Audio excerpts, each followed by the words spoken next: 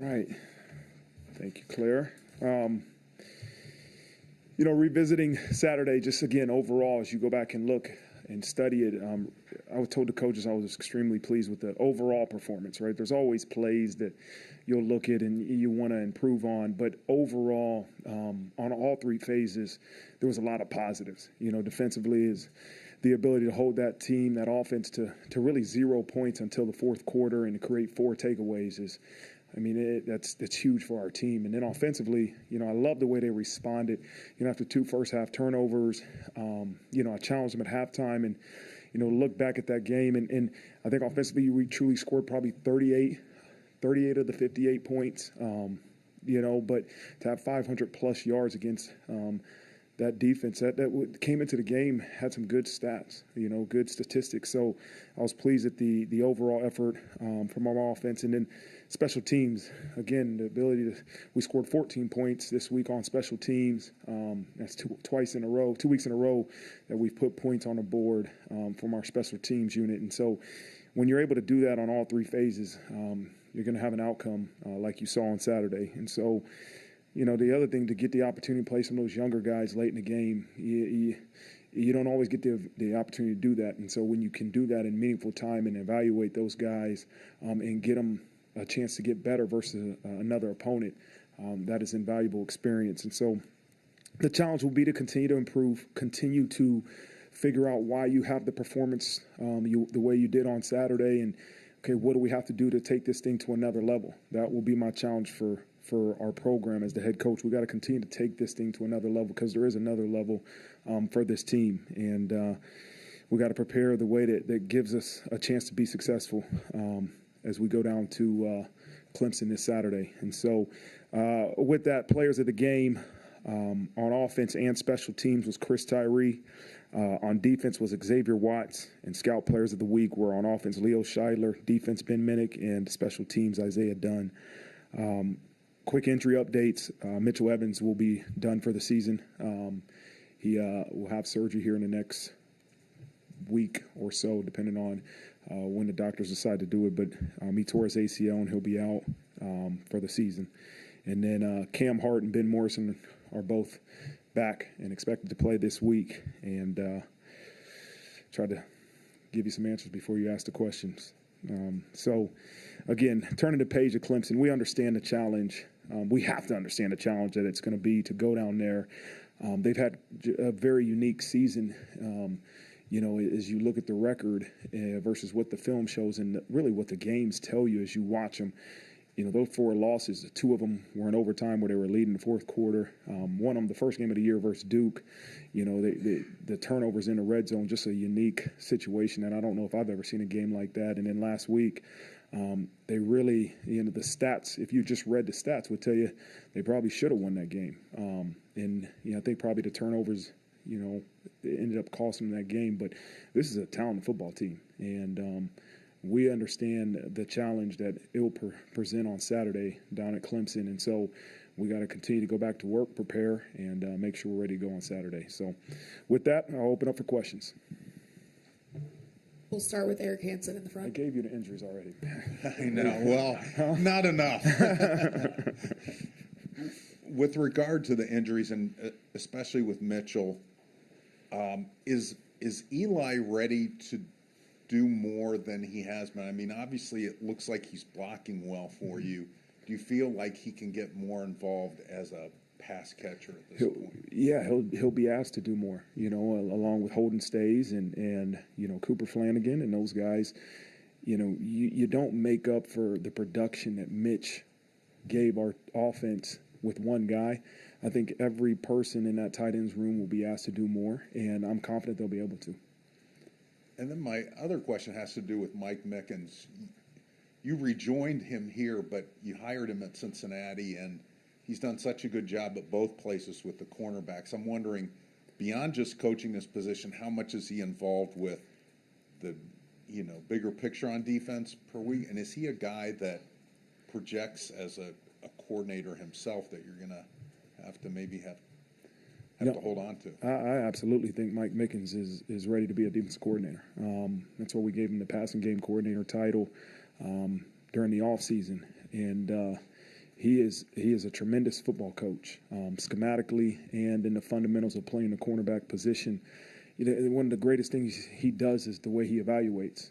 I've said this story before, but at Cincinnati, I wasn't standing on the table for Sauce Gardner when we started recruiting him, and Mickens did. Mickens said, "This is the guy that we need here," and we knew right away that when he got to campus, man, he was special. And the same thing goes for the guys in this room now. He's a great evaluator, and then he's a great developer of the cornerback position. But as far as the schematics, he has a brilliant mind. And they're all in that defensive room collaborative on the game plan. But I firmly believe Mike Mickens is ready to be a defensive coordinator. Third row on your left, Pete Byrne. Marcus, you just said you think there's still another level for this team. I'm curious, what do you think that looks like, and how do you think you get them there? Yeah, I think it starts with our preparation, and that's my challenge to them is on a Monday is that we have to believe it's the way we prepare that gives us the opportunity to have the outcome that we had on Saturday. And so my challenge to myself is to figure out, okay, what are we doing in preparation? And where can we enhance? And then I'm going to challenge every individual, every coach, every player to raise the level even more this week, because we know Clemson's going to have a great week of preparation, and we got to exceed that. We got to challenge ourselves to practice better on a Monday through Friday than our opponent, and that's going to be challenging to do. But I do believe in my heart that we have another level in the preparation that will give us a chance to have success on Saturday. And the message to the guys today in the team meeting will be is I don't think we're playing better because we're doing more. I think we're playing better because our kids are playing with more velocity because they know what they're doing, why they're doing it, how they're doing it. And that's the belief that I have as the head coach, and they all have to believe it themselves, right, is that I would rather do a few things at level 10 than a lot of things at level 7. Right? That's the message I'm going to give to them. Like, we have to do the things we're asking our players to do at the highest level. And then once they master those things we're asking them to do, then they've earned the right to do more. But as you go back a few weeks ago, it was, hey, let's simplify. Let's simplify what we're doing so our guys can play fast. And I think that's what you're seeing on Saturdays. It's been a few years since Notre Dame's played Clemson, but there's kind of been a nice little rivalry that's developed over the last decade. I'm curious what you think of when you think of Clemson, and then B, could you speak a little bit about the atmosphere that you know you're going to be in on Saturday? Yeah, I view Clemson as one of the premier programs in college football, and what Coach Sweeney has done with that program over the course of his time there has been second to no other program in college football. It's extremely impressive. And so they've recruited at a high level. They have an unbelievable culture, and they play at a high level. And that's why I want to make sure everybody in our program understands, don't let the 4-4 record reflect the team. You just watch the film. They are as talented as any team we faced this year across the board. And we have to understand that. I've never personally been to Clemson. We have some coaches on our staff. We have a coach, Stuckey that played at Clemson, and we have players that have played there that continue to remind us of the challenging environment it will be. So any great competitor is going to look forward to the opportunity to go down there and play. Third row on the right, Tim O'Malley. Coach, their defense has been consistent and stout all season long. When the offense is doing well, what is kind of a common denominator for the Clemson offense that it has showed well on film? Say that one more time. Clemson's defense has been solid throughout, right. But when their offense is clicking, what has been a common denominator that you see that has helped their offense have good games? Yeah, I think it's the ability to run the ball, right? And that's what you've seen them put probably a bigger emphasis on the running game of their offense. They have threats downfield, but I think, what they're trying to do is continuously find ways to run the football with two backs, one back. I don't know what exactly we'll get depending on what happens with number one, being able to play or not. And so it's an interesting part of their offense and what they're going to do if they have one back or two backs. And so I think that presents some challenges in the run fits. You were pretty stocked at tight end coming into the season because you figured you'd get Raridan back. What Cooper Flanagan show you in August and early September, where you decided he's playing all year? I mean, his red shirt was burned 4 games in immediately. Yeah, I think one was the ability to grasp what we're asking him to do on offense, but two, he presents a skill set that's a little bit different in terms of the power that he's able to block with. He blocks with a physicality that not everybody in that room has, but he's also developing it in the pass game. Right, he's doing some things in practice in the pass game that is really impressive. So that kind of was the number one reason we said, okay, he has a different skill set than some of the other guys in that room. But two is the ability to continue to get better as we're going throughout the season. Front row on your left, Jack Sobel. Continuing with Clemson's offense, what have you seen from Cade Klubnik on tape in his second year? He's a talented player, and I think I heard Coach Sweeney say there's nothing like experience. Like, you have to go through some of the ups and downs of being a first-year starter in the ACC and college football presents. But he's as talented of a quarterback as you'll see. He's a really good player. And I know they've had some turnovers. And what you realize is that not all turnovers are on a quarterback, even though they take the blame for it, right? And that he is a really good player that can really run an elite offense. When you look at your defense and you watch the tape, obviously the players deserve a ton of credit, but in what ways has Coach Golden put the defense in a position to succeed? He's put them in a great position. The work he puts into it, the game plan, the ability to convey his message, to get what he wants from his players has been great. What you see is on Saturdays is a reflection of what our players know. Right? We can spend endless amount of time coming up with game plans, but at the end of the day, it's what they can do, right? It's what they understand and then they can do and go perform. And it is credit to Coach Golden and our defensive staff on the performance of our defense this whole season. Front row on your right, Pete Sampson. Marcus, I was curious what sort of Chris Tyree's story means for just the culture of your program, where it's top 100 prospect comes in, it takes a while to get on the field. Then has to change positions, does that, takes a while to pick that up, but then now it's all happening for him. What can that mean for the culture of the program at large? Yeah, I think you've heard me use this phrase before. Chris Tyree is a great example of the bumpy road to better, right? And that wasn't how we foresee it on the front end, and change of position, and even when you change position, it start off good, and then you had growing pains and good game, bad game, but he just continues to work at it. And now you're making plays in the special teams. Man, it is a great example of, I don't want to say resiliency, but even anti-fragile, right? Is a guy that can move positions, have setbacks, and get better because of it. And I think he's still getting better, right? And he's a guy I hope that, come back for another year, man. He is just starting to scratch the surface of how good he can be as a wide receiver for our program and a punt returner. I was interested more the dynamics with you and Coach Parker with the let's push the ball vertically. How does that conversation happen? Is it, hey, I want 5 deep shots this game, you pick out the plays? Do you guys sort of workshop that? How does that work? No, it's more of a, meetings early in the week of a mentality, right? And I don't put a number count on it, but it's a mentality that, hey, I want to be aggressive. I want to take shots down the field. If during the game, at some point I say, hey, take a shot here, I can easily get on the headset and say that. But to me, the work is put in through the game plan and through the preparation of that mentality for taking shots is got to be really fed through our players too, to understand that we're going to take shots no matter what the result is. We have to continue to do it. And so I think as a coordinator, when you hear that from the head coach, it gives you the freedom. Okay, we're going to continuously be aggressive, even if the result isn't what we want. The interception, the very first interception, it's not considered a shot, but that doesn't affect the next series. I want you to be aggressive and push the ball down the field. Third row on your left, Tim Priester. Coach, this past week, you guys targeted the wideouts 15 times. You had 11 catches, which is a percentage that you guys hadn't been able to reach earlier in the year. Now, a lot of younger guys have had an opportunity to play because of the injuries. You're kind of looking at it like a silver lining now that those guys have come back and the young guys have had a chance to develop a little bit more. Tim, I think, when I think about last Saturday, one, we have a talented room. I do believe we have a talented room.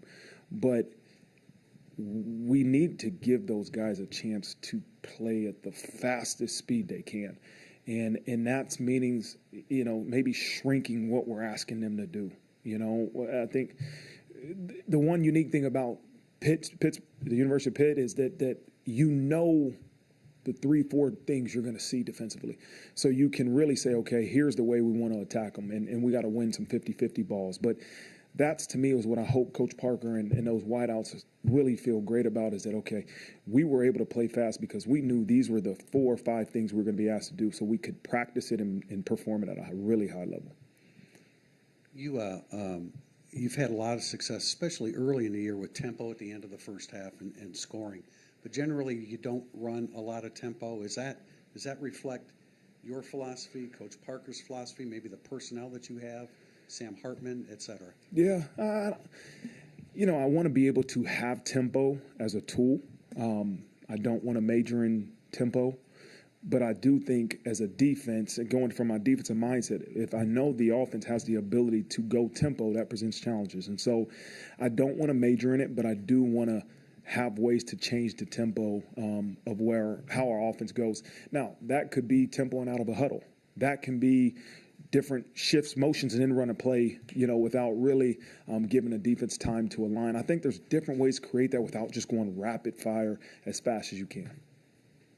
Second row on your right, Sean Stiers. Marcus, we got to see Steve Angeli for the first time in a while the other day. But I guess first just your impressions of his overall development, and how much does it help your evaluation of his development when you can see him, in that game setting and not just a practice? Yeah, he had a great performance for his plays in there. I think he was almost 100%. Just talking with Coach Gaduli after the game. And Steve is a guy we have a lot of confidence in. And, to see the way he performed, the decisions he made, the one touchdown ball to Cooper, he made a really difficult throw look easy, right? To be able to roll out to your left, and set up and throw the ball, across your body to Cooper.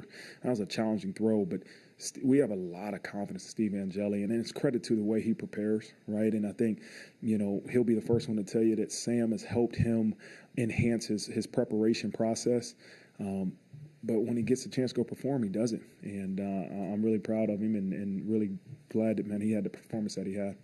When you look at both the, short and long-term progression and development of the position, is there any benefit in getting him in any more high-leverage type situations, the rest of this season, versus do you save that again for, like you did with the bye week and then bowl practice type setting? Yeah, if we have the opportunity to get Steve or any of those guys in the game, we should. In meaningful, versus an opponent, it's a lot different than just practice, where you're not going to get hit in practice, So anytime we can do that, we're definitely going to do it. Now, the number one objective is to make sure we win and we put our team in a position to be successful. And that can be in multiple different ways. But more importantly, if we have a chance to put Steve or any of those guys in the game, we definitely want to. In front on your left, Tyler Horka. Marcus, I'm curious how much time you might have had during the bye week, or really just since the game, the Louisville game. It's your last road game that you had, to kind of assess some of the things that went wrong there, because you said you didn't like the preparation, you felt that they weren't prepared. So now going back on the road, what are some of those things that you identified that, hey, we need to be better at? And is that a driving factor going into Clemson this week? I look at every game in its own identity, and the one thing you learned from a road game this season was at Duke, with the many pre-snap penalties that we had. That was something we had to address, right? And how we want to, use cadence when you have crowd noise. Louisville, 5 turnovers for different reasons. The short yardage situations that we didn't have success on. Those are, to me, the situations that you can, how do we make sure this doesn't happen? And as the head coach, I look at how we practice. I look at what we're doing. And all I want to do is make sure we give our guys a chance to play fast. And so there's many teaching opportunities in that Louisville game. But there's been, obviously, in the past 2 weeks, still teaching opportunities to get better. You mentioned that you'd like Chris Tyree to come back. There's a lot of guys who could come back for a fifth or sixth season. Those are conversations that happen at the end of the year, obviously, but how much do you monitor that? I mean, the calendar flips to November after this game. Is that stuff that you're starting to look at now and having those conversations with those guys? Yeah, you're always aware of it. You're aware of it, and they know that they have decisions to make, to be fair to themselves, obviously, if they plan on moving forward or to come back, and to be fair to us in terms of, how we replace that roster spot. So I'm always aware of it. We don't have daily conversations about it because I want them to focus on performing, getting the performance you want on Saturday. But, as you go into the second bye week, you're going to probably have more conversations than at the end of the season. Second row, middle right, Chuck Freeby. How would you evaluate Sam on Saturday, especially considering the 2 interceptions early? Was there anything said to him, or what kind of corrections were made after that? The first one is, again, the quarterbacks get blame or they get, credit sometimes, do and not do. We got to make sure on the same page with the route, I thought that was a good ball he threw. That defensive back made a heck of a play, right? He made a heck of a play. And that goes back to our conversation about a shot. Like, be aggressive, right? Come to the sidelines, Coach Parker, Sam, be aggressive. Keep taking those shots. How can we make sure that ball is an interception? There's a couple of different ways that we have to continue to work at. In the second one, middle backer made a good play. Would have loved to stick the ball in maybe a little bit farther to try to get him to come up on the play action a little bit more and throw it over his head. But, as I said before, Sam is so consistent in his approach series by series. So you don't need to say much to him. Again, I talk with the coaches. I say, Sam, we're good, man. Go get it fixed. Let's go.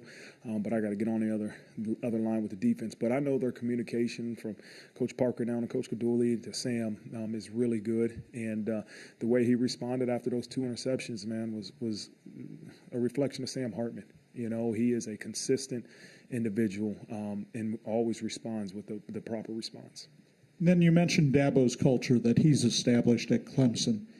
What are some commonalities of the 2 cultures that you see? What are some things from his culture that maybe you'd want to adapt into yours? Yeah, I guess I probably misspoke a little bit. I'm not in their building every day. When I watch film, to me, I can see a culture, right, of a team that plays extremely hard, their talent. So when I see the culture of guys that play really hard, it's a reflection of their coach, and when I see talented football players on the field, it's a reflection of the way they recruit. And so that's what I see when I watch Clemson football over the course of years. Talented individuals that play extremely hard, national champions. I mean, here's a great resume that he has that you're a fool if you don't try to emulate some of that, right? And try to say, okay, what is Clemson doing really well that could help this program continue to enhance? And so I want people to watch Notre Dame football play and say those guys play really hard, right? And that's the greatest compliment a coach can receive is that his guys play extremely hard and extremely physical. But the second part, I want them to see great football players on that field, which speaks to recruiting. And that's what I see when I watch Clemson football. We'll end in the second row on your right with Tyler James. Left. Marcus, I wanted to know what did you like about what you saw from the running game against Pitt, and what from that can apply this Saturday against Clemson? Yeah, it was a unique game where we would call one play and it would go for 12, and then we'd call the same play and the execution just wasn't where you wanted. It would go for 3 or 4.